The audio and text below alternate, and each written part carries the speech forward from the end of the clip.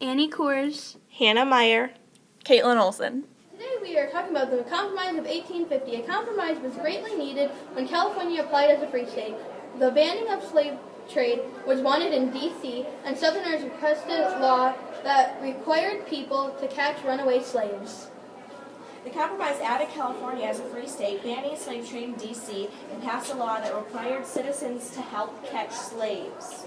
Northerners were obviously not happy that they would have to help catch slaves or they would be punished. Southerners weren't happy either because they had less say in politics. Dred Scott's court case. Yes, we did. For everybody that doesn't know, Dred Scott is a black slave that is going to court to find out if he is a slave after his master died. Yes, we have found out that he has lost the court case. Yeah, the judge said that no slave is or will be an American citizen ever because they are property to their master or master's wife. Yes, so he was saying that it's unconstitutional because in the Fifth Amendment it says your property is yours. Yep. So they have a new law going through saying that slave masters can take their slaves anywhere in the U.S., and if their slave master dies, then the wife can keep the slaves. Pretty crazy stuff. The Missouri Compromise happened when both the North and the South wanted Missouri. The issue became more complicated when Maine applied for statehood. Then both sides were livid with each other. When Henry Clay worked out an agreement, it provided the admission of Missouri as a slave state and Maine as a free state. More separation, just great. Slavery was banned in the rest of Louisiana Territory north of the 3630 North Parallel. This did not get rid of the slavery fully in the southern Missouri. People living in border states would have to deal with abolitionists or border ruffians, each little thing causing more tension between the North and the South. To move into Nebraska, however, they could not because it was not a territory yet, and they could not claim land. Stephen A. Douglas proposed a bill that the people of the two states would choose if the states would become a slave state or a free state.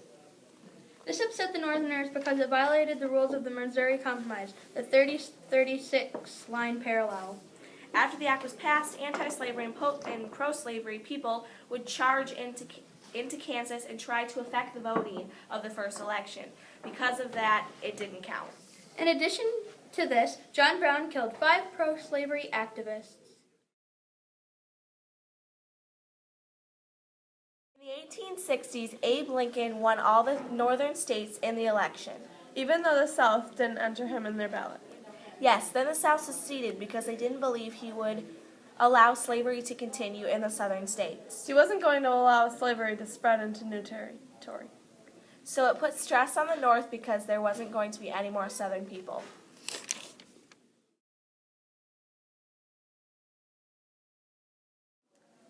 David Wilmot made up a bill called the Wilmot Proviso. The bill would ban slavery where Mexico might take it.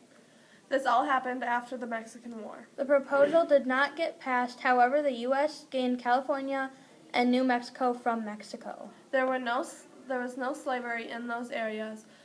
The South was mad at the North because the North had more free states than the slavery states.